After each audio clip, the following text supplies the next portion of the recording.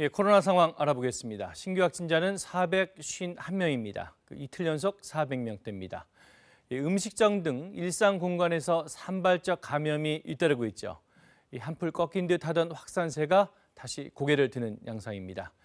이런 상황에서 일주일 앞으로 다가온 설 연휴가 재확산의 기폭제가 되는 것 아니냐는 우려도 나오고 있습니다. 특히 변이 바이러스의 지역사회 전파 위험도 커지고 있는데요. 이 변이 바이러스 전파력이 특히 강한 것으로 알려져서 올봄 4차 대유행을 불러올 수 있다는 가능성도 제기되고 있습니다. 정부는 우선 내일까지 확산세를 지켜보고 주말쯤 방역 기준 완화 여부를 최종 결정하기로 했습니다. 우한솔 기자입니다. 영국 변이 바이러스 4건이 확인된 경남 김해시 친척 모임. 아랍에미리트에서 입국한 A씨는 자가격리하면서 단독주택 2층에, 가족들은 1층에 머물렀다고 진술했습니다. 하지만 방역당국은 다른 친척의 방문 등 자가격리 수칙을 위반한 거로 추정합니다. 다른 감염원은 확인되지 않고 추정 감염 시기를 볼 수 있는데 그 시기에 이러한 장소, 자택에 방문했다라는 이 점을 바탕으로 해서 지금까지 확인된 변이 바이러스 감염 사례는 39건.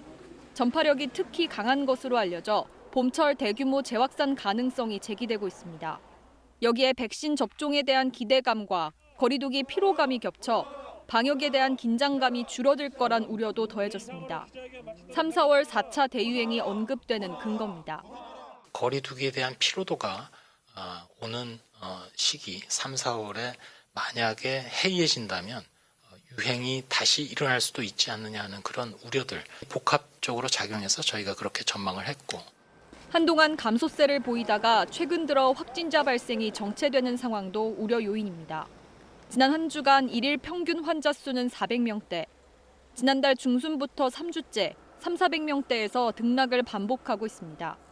환자 규모가 유지되는 상황에서 일부 다중이용 시설의 운영과 영업시간 제한을 풀어주는 것도 고민스러운 부분입니다. 지침을 일방적으로 제시하기보다는 이행과 실천의 주체인 현장의 국민들과 함께 방역 수칙을 만들어 나가야 하겠습니다. 방역당국은 환자 규모와 재생산 지수 등을 분석한 뒤 이번 주말쯤 방역 기준 완화 여부를 최종 결정한다는 방침입니다. KBS 뉴스 우한솔입니다.